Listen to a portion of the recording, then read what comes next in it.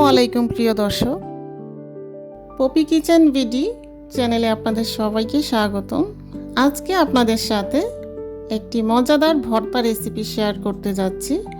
আর এই ভর্তাটা গরম ভাতের সাথে একদম জমে যাবে। মাংস রেখে শুধু এই ভর্তা দিয়েই আপনারা খাবেন।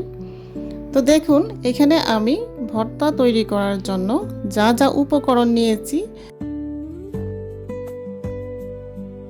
4টা কাঁচামরিচ, 5টা শুকনো মরিচ, 1টা টমেটো, 1টা ধুন্দল, 2 থেকে 3টা পেঁয়াজ, 2-3 কোয়া রসুন, আর শুটকিগুলো তো আপনারা দেখেছেন কতটুকু পরিমাণে নিয়েছি। এখন আমি এখানে শুটকিটাকে ভেজে নিব। শুটকিটা একদম চুলাটাকে মিডিয়াম আঁচে রেখে শুটকিগুলো ভেজে নিতে হবে। আর এই শুটকিটা কিন্তু একদম পাতলা, চুলা একদম বাড়িয়ে দিয়ে কিন্তু ভাজা যাবেই না। চুলাটাকে একদম সামান্য লো আঁচে রেখে অনেকটা সময় নিয়ে শুটকিগুলো ভেজে নিতে হবে, এতে করে শুটকিটা মুচমুচে হবে। আজকে আমার চ্যানেলে যারা নতুন ভিজিট করেছেন, প্লিজ একটি লাইক দিয়ে পুরো রেসিপিটি দেখুন, আশা করি আপনাদের কাছে ভালো লাগবে। আর এমন ভর্তা গরম ভাতের সাথে থাকলে মাংস রেখে আপনারা শুধু এই ভর্তা দিয়েই খেয়ে উঠে যাবেন। তো দেখুন, আমার শুটকিগুলো কিন্তু ভাজা হয়ে গেছে।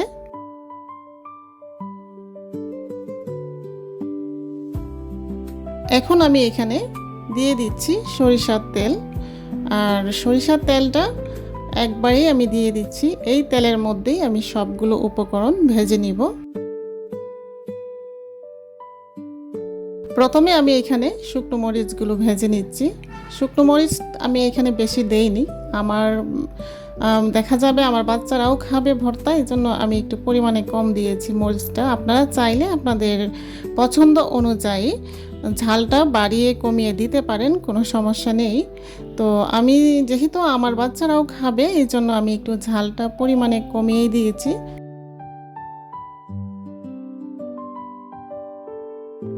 তো শুকনো মরিচগুলো ভাজা হয়ে গেছে। এখন আমি এখানে কাঁচা মরিচগুলো ভেজে নিচ্ছি। পুরো রেসিপিটি দেখুন, আমি এখানে কিন্তু আরও কিছু উপকরণ অ্যাড করব।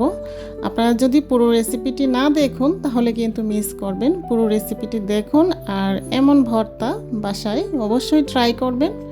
ধুন্দল দিয়ে ভর্তা আমরা অনেকভাবে খাই, কিন্তু এইভাবে শুটকি দিয়ে যদি একবার বাসায় খান, আমি গ্যারেন্টি দিয়ে বলতে পারি আপনারা বারবার এই রেসিপি ট্রাই করবেন। আর এখন দেখুন, এখানে পেঁয়াজ এবং রসুনগুলো ভেজে নিচ্ছি। আর পেঁয়াজ রসুনটা আমি বেশি ভাজবো না, দেখা যাবে যে বেশি ভাজলে খেতে ভালো লাগবে না, কিন্তু হালকা ভেজে নিচ্ছি।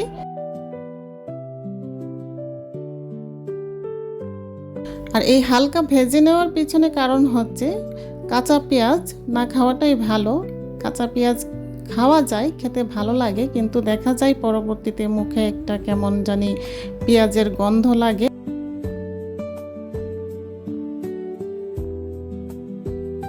আর তাছাড়া ভর্তা যদি আপনি বেশি সময় রাখতে চান, তাহলে পেঁয়াজটা ভেজে রাখলে কিন্তু ভর্তাটা নষ্ট হওয়ার কোনো সম্ভাবনা থাকে না।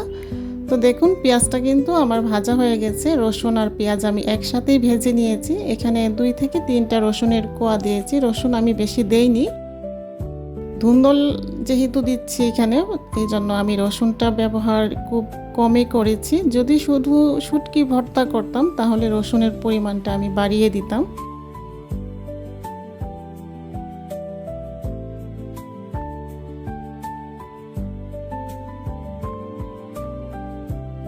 তো প্রিয় দর্শক, দেখুন যেটুকু তেল রয়ে গেছে, এখন এই তেলের মধ্যে আমি ধুন্দল আর টমেটোগুলো ভেজে নিব।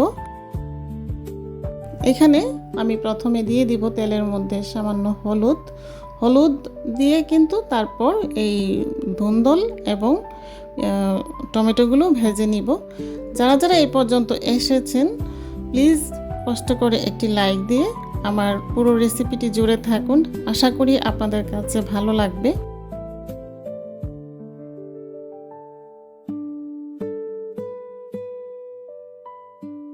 তো হাফ চামচের থেকেও কম হলুদ দিয়েছি, দিয়ে এখন এখানে দিয়ে দিচ্ছি ধুন্দল আর টমেটো ধুন্দল বেশি সময় ভাজতে হবে না। ধুন্দল কিন্তু মানে খুবই নরম একটা সবজি, এটা সিদ্ধ হতে বেশি সময় লাগে না।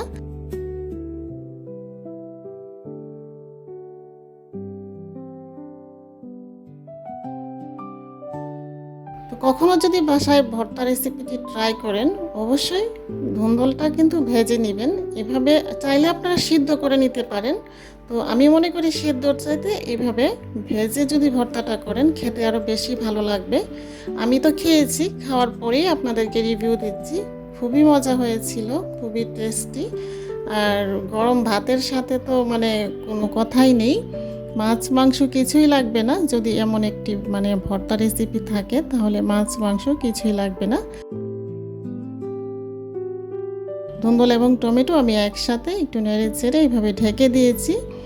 আর ঢেকে দিয়ে মাঝখানে আমি আবারও উল্টে পাল্টে নেড়ে চেড়ে বেশ কয়েকবার ভেজে নিয়েছি। একটা ভিডিও তৈরি করতে বেশ অনেকটা সময় লাগে, কিন্তু পুরোপুরি মানে পুরো সবটা টাইম তো আর আপনাদের সাথে মানে শেয়ার করি না। তো মাঝখানে আরও 2-1 বার আমি নেড়ে চেড়ে উল্টে পাল্টে দিয়েছি। আর এই তো দেখুন সেদ্ধ হয়ে গেছে। ধুন্দল আর টমেটো কিন্তু আমার সেদ্ধ হয়ে গেছে। এখন এগুলো যখন ঠান্ডা হয়ে আসবে তখন আমি ভর্তাটা করে নিব। তো এই ধুন্দল থেকে কিন্তু পানি বের হবে, তো ফ্রাই প্যানটা একটু যদি কাত করে চুলার মধ্যে রাখেন তাহলে কিন্তু টমেটো এবং ধুন্দল থেকে যে এক্সট্রা একটা পানি এটা কিন্তু বের হয়ে যাবে।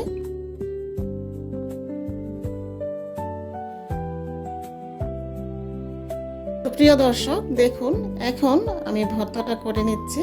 এখানে প্রথমে শুকনো মরিচটা হাতেই আমি ভেঙে নিচ্ছি। আপনাদের যদি হাতে মানে কেউ অনেক সময় আছে দেখা যায় অনেকেই হাতে জ্বালা পোড়া করে, তাহলে গ্লাভস ব্যবহার করতে পারেন। তো কাঁচামরিচ আর শুকনো মরিচের একসাথে এই ভর্তার মধ্যে এত সুন্দর একটা ফ্লেভার এসেছিল, মানে কি বলবো, এত সুন্দর একটা ফ্লেভার হয়। কাঁচামরিচ আর শুকনো মরিচ একসাথে দিলে কিন্তু যে কোনো ভর্তায় দেখবেন যে আলাদা একটা সুন্দর ফ্লেভার আসে।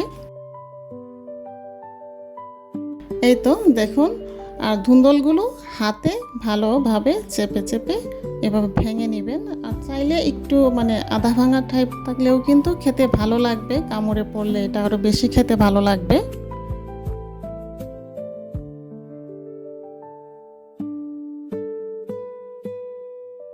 তারপর এখানে দিয়ে দিয়েছি লবণ, ধনেপাতা কুচি আর যে ভাজা শুটকিগুলো, এগুলোকে আমি অফ ক্যামেরায় ব্লেন্ড করে নিয়েছি।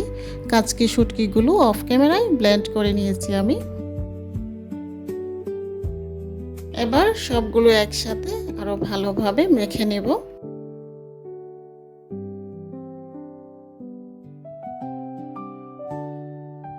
তো দেখুন ভর্তাটা আমার কমপ্লিট হয়ে গেছে, দেখতে কতটা লোভনীয় হয়েছে।